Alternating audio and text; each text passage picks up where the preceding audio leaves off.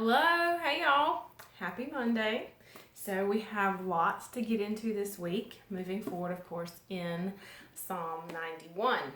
So I have all my books here, and I'm just ready to get into the Word with you. So we talked last week. We were moving into verse 3, which of course says, "He will, surely He will, for then He will deliver you from the snare of the fowler and from the deadly pestilence." That's verse 3. So we're moving into that. What is the snare of the fowler?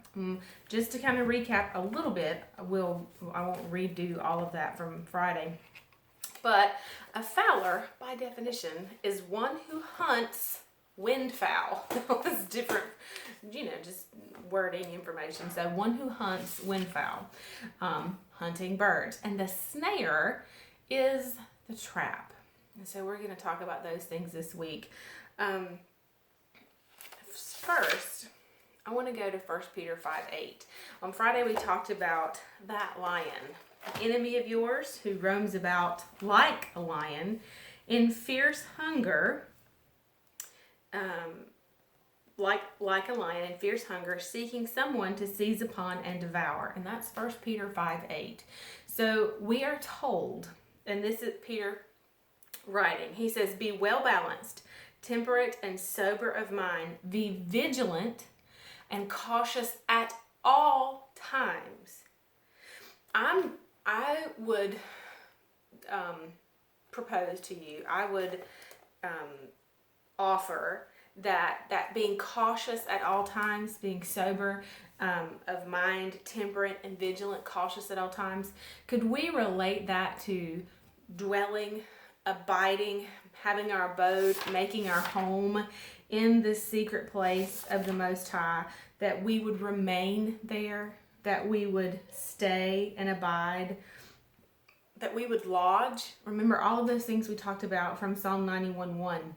Dwelling, that we would, it says, when we choose to dwell, choosing that place, that we are cognizant, that we are aware, well balanced, temperate, sober of mind, be vigilant and cautious at all times. Dwelling in the secret place, abiding in the secret place, because that's the place where the weapon formed won't prosper. That's the place whose power no foe can withstand. It says, "For the enemy of yours." So many times I think, well, we don't like to talk about the fact that there is an enemy, or that there could be someone or this being that does not like us. And not only does he not like you, he hates you to the very core of your being. And so there is an enemy. And of course we know that to be Satan.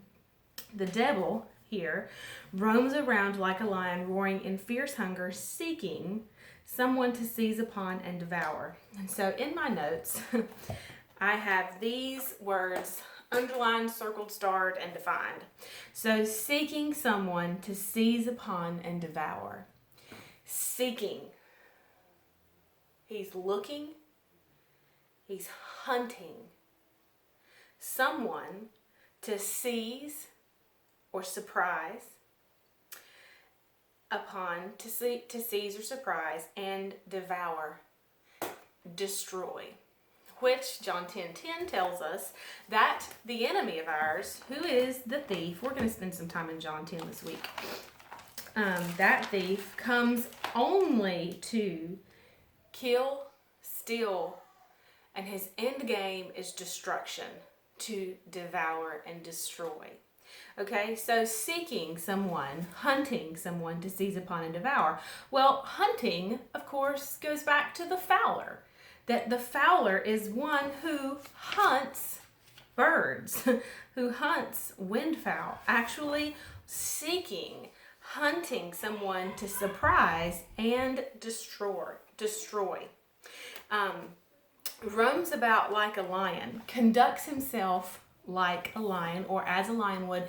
This was something that I got from Thayer's Greek concordance here. And it was conducts himself like a lion.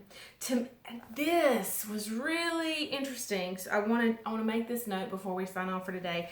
To make due use of opportunities. You think about the huntress, the lion, who hunts in fierce hunger. They're waiting for the opportune moment. So roams about like a lion, it's said to make due use of opportunities.